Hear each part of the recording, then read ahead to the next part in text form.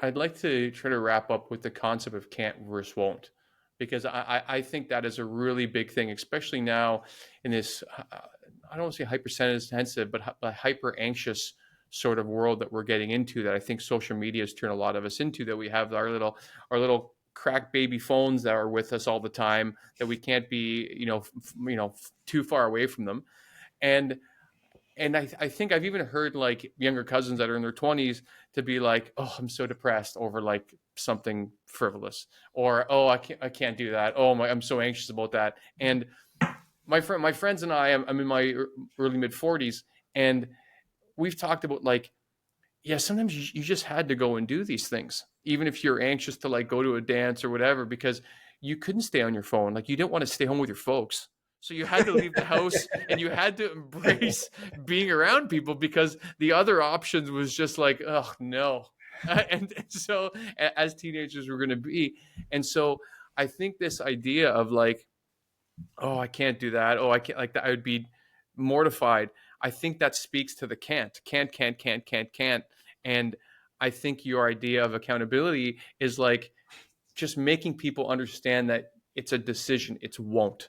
And so I'd love to hear you speak on maybe some scenarios you've seen that in either your life or your coaching clients would be great for some examples, but I'd love to hear more about that. Yeah, I would say in my own marriage that it was awkward to try and rebuild the relationship with my wife when we started owning stuff. And I didn't want to go to a counselor because I didn't want to be having awkward conversations with Kathy.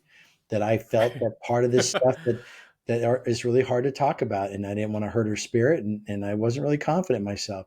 So it's humbling to go to a counselor. It's humble to go see a therapist. But that would be a great example where you say I can't, but you really mean I won't. And that to me was one of the turning points in our marriage, being strong again, is being awkward, but going and doing that thing. I think with my clients, I've watched them say, I can't fire this employee. They know all about our business. They're our number one salesperson. They're my brother. They've been here forever. Everyone knows. Whatever excuse they come up with, they say I can't. But when all of a sudden that person quits or leaves or dies or whatever happens, all of a sudden they realize, yeah, they can be without that person. So what they were lying to themselves about something they can't do happened anyway, and they survived.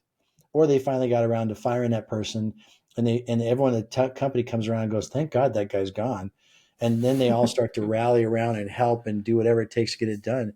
That's one of the more common things I've seen with clients is they hesitate to fire someone they know needs to go. And we always talk about the time to fire someone is the first time you think about it.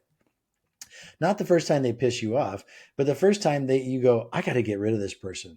Because then you begin this journey of trying to dance around the inevitable, and you make bad decisions, you do workarounds, and that person now becomes a cancer. And it's interesting how that person that you were thinking about firing all of a sudden has a discrimination lawsuit they file against you, or all of a sudden hurts their back in the warehouse, or all of a sudden, there's something that comes up and you waited too long and you caused another problem.